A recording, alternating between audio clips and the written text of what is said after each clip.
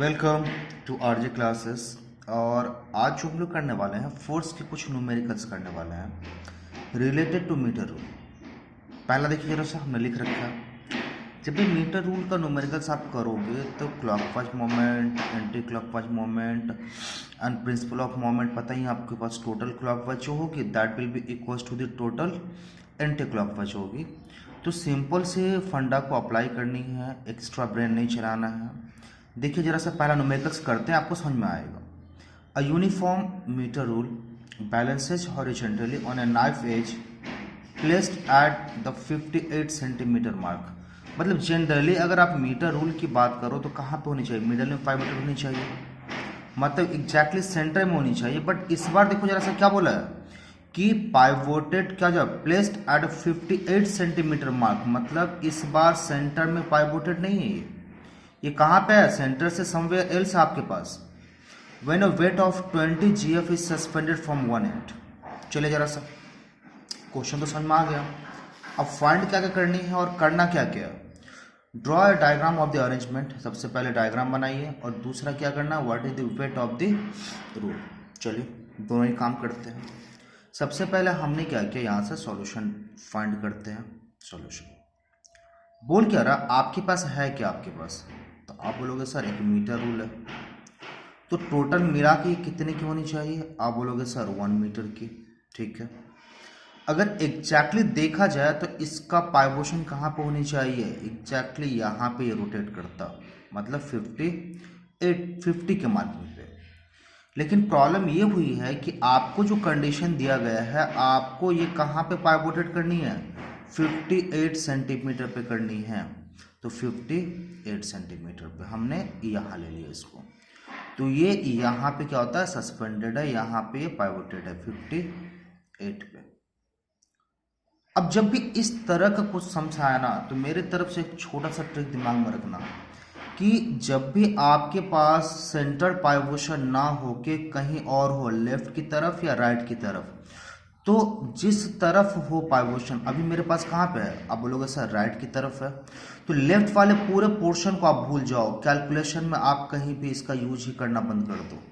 मतलब आप ये समझ गए कि इसके इस तरफ वाले पोर्शन को हमको किसी तरह का दिमाग में ही नहीं रखना है। मतलब अब हमको जो समझना है, यहाँ से लेकर सिर्फ यहाँ तक के पोर्शन को स्टडी करनी है।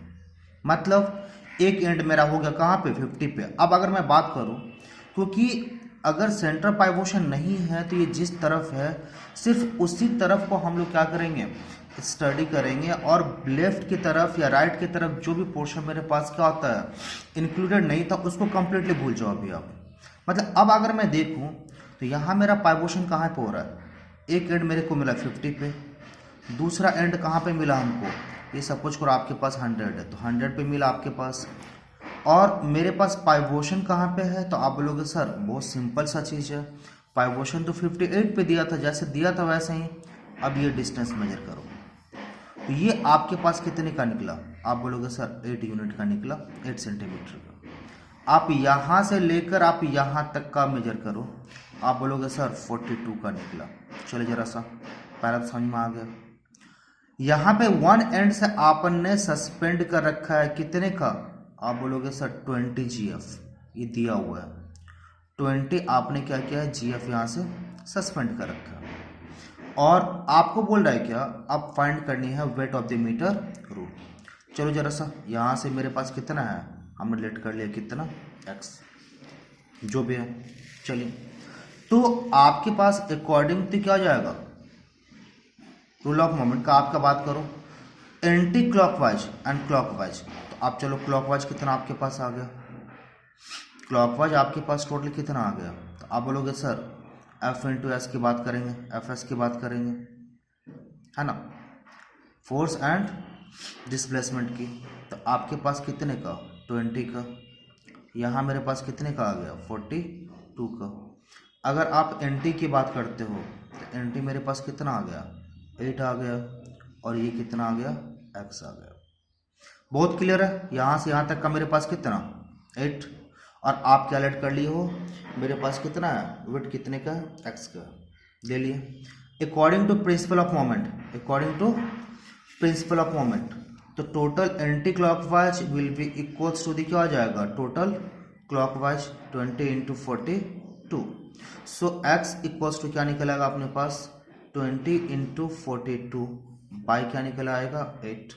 चलो कैंसिल, 4 2 जा 4 5 जा 221। सो दैट इज क्या आ जाएगा 105।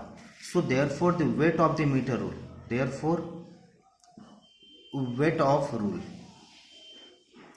equals to 105 GF because all the data given is in CGS system। तो देखो इस तरह का आपको करना है। देखो आपके पास पूरा मिला के मीटर रूल्स अगर मैं बात करूं, सो मीटर रूल्स आपके पास 3 से 4 तरह के सम्स आएंगे। पहला सम्स आया क्या, आपके पास सपोज करो ये सेंटर पाइवोशन होगा, मतलब एग्जैक्टली सेंटर में आपके पास पाइवोटेड मिलेगा और इस तरफ कुछ लोड या यहाँ कहीं कुछ सस्पेंडेड रहेगा। दूसरा क्या रहेगा, आपको सेंटर से अगर तो लेफ्ट में मिलेगा, सेंटर में नहीं मिलेगा, but it will be in the left और राइट ऑफ द सेंटर, तो कहीं भी हो सकता है। एंड तीसरा क्या होगा, आपके पास एक तरफ ज़्यादा होगा एक तरफ कम होगा, और फिर आपको क्या करना होगा, एक एडिशनल विड्थ डाल के क्या करनी होगी, इसको बैलेंस करनी होगी। तो ये करीब करीब ये 3 तरह के सम्स प्रोमिनेंट सम्स है इस चैप्टर से। एक और सम्स करते हैं हम लोग। Next sums, when a boy weighing 20 kgf sits at one end of a 4 meter long seesaw, it gets depressed at one end. How can it be brought to the horizontal position by a man weighing 40 kg?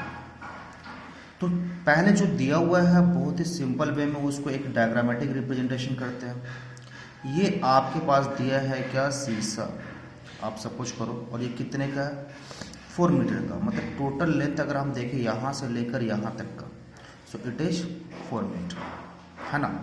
And सीसो हमेशा कैसा पाइवोशन कहाँ पे होता है, middle पे होता है, यहाँ पे। दैट मीन्स यहाँ से लेकर यहाँ तक का जो पोर्शन है अपने पास, ये कितने का है 2 मीटर का, और फिर अगेन यहाँ से लेकर यहाँ तक का जो पोर्शन है, that portion is of 2 metre. चलो ये बात तो क्लियर हो गई, ये आराम से निकल गया। फिर क्या बोलता है, आपके पास है क्या, when a boy weighing 20 kgf sit कहाँ पे, एट वन एंड। चले जरा सा, तो एक एंड पे आपने क्या किया, यहाँ पे आपने एक बॉय को बैठा दिया, कितने का 20 kgf का, कोई टेंशन नहीं, बैठा दिए। अब आपसे बोल क्या रहा है कि अगर हमको दूसरे एंड पे कहीं भी, दूसरा एंड पे कहाँ, that is not known now, अभी तक ये पता नहीं कि दूसरे एंड पे कहाँ बैठाना है।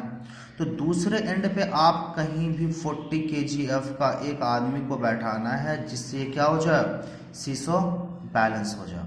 तो सपोज करो हमने यहाँ पे बैठा दिया, कहाँ पे, यहाँ पे, at a distance x from the क्या आ जाएगा, centre, at a distance x from the क्या आ जाएगा, पाइवोटेड पॉइंट, और from the centre to balance it, और कितने का ये 40 kgf का। चलो काम पे लग जाते हैं।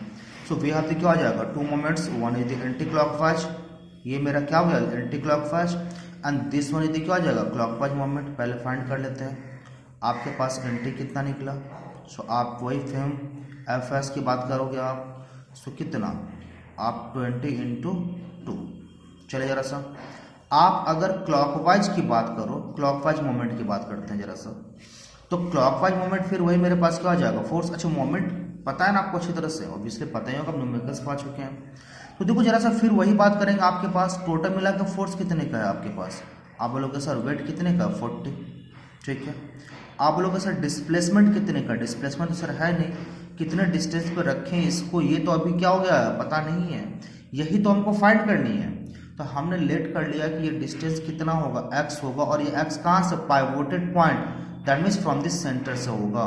तो हमने क्या किया, इसको x ले लिया। And according to principle of moment, आपको पता है अच्छी तरह से प्रिंसिपल ऑफ मोमेंट में क्या बोलते हो आप, कि total clockwise moment will be equals to the total anti clockwise moment. So clockwise moment we have that is क्या आ जाएगा 40 इंटू एक्स, और एंटी क्लॉकवाइज मोमेंट मेरे पास कितना है, ये 20 इंटू 2, 20 इंटू 2। चलिए अब x इक्वल्स टू